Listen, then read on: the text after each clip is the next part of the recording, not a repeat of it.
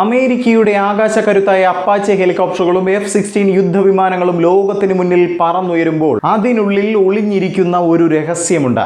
ലോകത്തെ ഏറ്റവും വലിയ വൻ ശക്തിയായ അമേരിക്ക പോലും ഇന്ന് അവരുടെ അത്യാധുനിക സുരക്ഷാ സംവിധാനങ്ങൾക്കായി ഒരു ഏഷ്യൻ രാജ്യത്തെയാണ് ആശ്രയിക്കുന്നത് എന്ന് പറഞ്ഞാൽ നിങ്ങൾ വിശ്വസിക്കുമോ?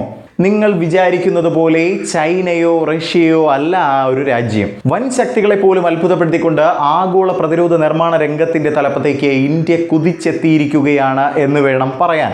വെറുമൊരു കുതിപ്പല്ല, ചരിത്രം തിരുത്തിക്കുറിച്ചുള്ള ഒരു മാസ് എൻട്രി. ഇന്ത്യൻ പ്രതിരോധ മേഖലയിൽ ഇതുവരെ കാണാത്ത തരത്തിലുള്ള ഒരു വമ്പൻ റെക്കോർഡാണ് ഇപ്പോൾ പുറത്തു വന്നിരിക്കുന്നത്.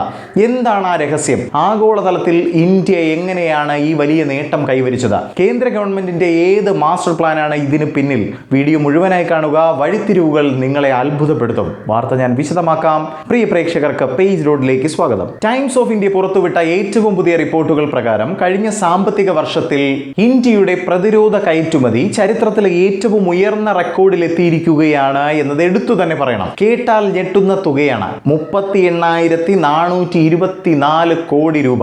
കഴിഞ്ഞ വർഷത്തെ അപേക്ഷിച്ച് നോക്കുമ്പോൾ വെറും ഒറ്റ വർഷം കൊണ്ട് 62.66% വമ്പൻ വളർച്ചയാണ് നമ്മുടെ ഇന്ത്യ സ്വന്തമാക്കിയത്. ഇതിൽ ഏറ്റവും അഭിമാനകരമായ കാര്യം എന്തെന്നാൽ നമ്മുടെ പൊതുമേഖലാ സ്ഥാപനങ്ങൾ മാത്രം 21,071 കോടി രൂപയുടെ കയറ്റുമതി നടത്തിക്കൊണ്ട് 151% വളർച്ചയാണ് രേഖപ്പെടുത്തിയിരിക്കുന്നത്. ഒപ്പം ഇന്ത്യൻ സ്വകാര്യ കമ്പനികളും 17,353 കോടി രൂപയുടെ സംഭാവനയുമായി ഒപ്പത്തിനൊപ്പം നിൽക്കുന്നുണ്ട്. പക്ഷേ കഥ ഇവിടെ ഒന്നും തീരുന്നില്ല കേട്ടോ. വെറും 5 വർഷം കൊണ്ട് ഇന്ത്യയുടെ ഈ കയറ്റുമതി 3 ഇരട്ടിയാണ് വർദ്ധിച്ചത്. ലോകത്തിലെ എത്ര രാജ്യങ്ങളാണ് ഇപ്പോൾ ഇന്ത്യയിൽ നിന്നുള്ള സാങ്കേതിക വിദ്യകൾ ഉപയോഗിക്കുന്നത് എന്നറിയാമോ? അത് കേൾക്കുമ്പോൾ ഏതൊരു ഇന്ത്യക്കാരനും അഭിമാനം ഉണ്ടാകുമെന്നതാണ്.